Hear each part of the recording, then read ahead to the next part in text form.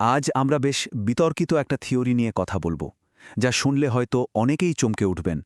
এই থিওরিতে যেটা দাবি করা হয় তা হলো একজন নেতা নাকি নিজের দেশেই হামলা চালিয়ে একটা যুদ্ধের পরিস্থিতি তৈরি করতে পারেন। চলুন, এই যে একটা চাঞ্চল্যকর দাবি, এর পেছনে যুক্তিগুলো কি সেগুলো একটু ধাপে ধাপে দেখে নেওয়া যাক। ভাবুন তো একবার, একজন নেতা কি আসলেই এতটা নিচে নামতে পারেন যে নিজের দেশের মানুষের উপরই হামলা চালিয়ে একটা যুদ্ধ শুরু করে দেবেন? অবিশ্বাস্য লাগছে, তাই না? কিন্তু এই গুরুত্বপূর্ণ প্রশ্নটাই কিন্তু আমাদের আজকের আলোচনার একেবারে কেন্দ্রে রয়েছে। যে কোনো ষড়যন্ত্র তত্ত্বের পেছনেই কিন্তু একটা প্রশ্ন থাকে, কেন? মানে মোটিভটা কি? এই থিওরিটার মূল ভিত্তি হল আমেরিকার বর্তমান পরিস্থিতি। বলা হচ্ছে কি যে অর্থনৈতিক চাপ আর আন্তর্জাতিকভাবে কোণঠাসা হয়ে আমেরিকা নাকি এমন একটা বেপরোয়া পদক্ষেপ নেওয়ার কথা ভাবতেও পারে। আচ্ছা, চলুন তো দেখি সেই পরিস্থিতিটা ঠিক কেমন। তো আমেরিকার উপর চাপটা ঠিক কী ধরনের? দেখুন, একদিকে তেলের দাম আকাশ ছোঁয়া, আবার যুদ্ধের পেছনেও বিপুল খরচ হচ্ছে, যা দেশের অর্থনীতিকে কিন্তু বেশ দুর্বল করে দিচ্ছে। আবার অন্যদিকে আন্তর্জাতিকভাবেও আমেরিকা তার পুরনো মিত্রদের সমর্থন হারাচ্ছে। তো এই সব কিছু মিলিয়েই বলা হচ্ছে একটা গেম চেঞ্জিং ঘটনার প্রেক্ষাপট তৈরি হচ্ছে। আচ্ছা, এই যে পরিকল্পনার কথা বলা হচ্ছে, এটা কি একদমই নতুন কিছু, নাকি ইতিহাসেও এমন ঘটনার কোনো ছায়া দেখতে পাওয়া যায়?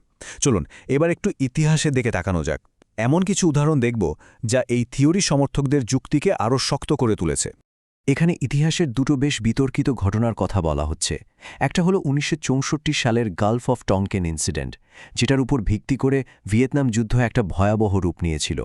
আর আরেকটা হলো ২০০৩ সালের ইরাক আক্রমণ, যেটা ওয়েপন্স অফ ম্যাস ডিস্ট্রাকশন বা WMDর একটা মিথ্যা তথ্যের উপর ভিত্তি করে শুরু করা হয়েছিল।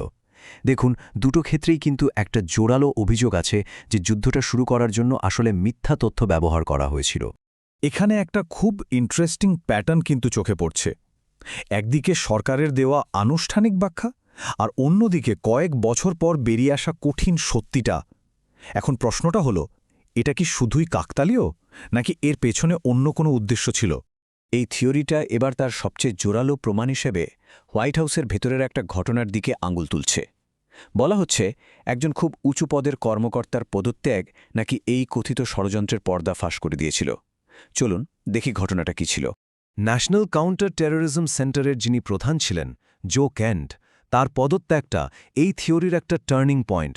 বলা হচ্ছে তিনি পদত্যাগ করেছিলেন কারণ তার মতে ইরানের দিক থেকে সেরকম কোনো আসন্ন হুমকি ছিলই না, যা কিনা সরকারের দাবির একদম উল্টো কথা। তাহলে কি এটা প্রমাণ করে যে একটা মিথ্যা অজুহাত খাড়া করার চেষ্টা চলছিল? আচ্ছা, ধরে নিলাম এই থিওরি সত্যি। তাহলে আজকের এই ডিজিটাল যুগে এমন একটা হামলা কিভাবে ঘটানো সম্ভব?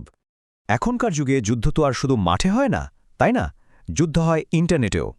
আর তাই বলা হচ্ছে এবারের অস্ত্র কোনো বোমা বা মিসাইল হবে না, হবে একটা ডিজিটাল ফলস ফ্ল্যাগ।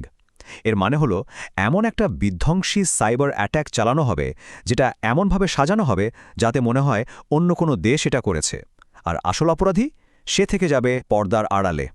তো প্ল্যানটা কেমন হতে পারে?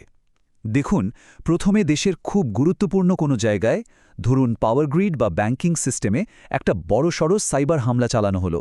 এরপর সাথে সাথেই হামলার জন্য ইরানকে দায়ী করা হলো, আর তারপরই দেশে জারি করা হলো জাতীয় জরুরি অবস্থা। ব্যাস, সব ক্ষমতা চলে এলো নিজেদের হাতে।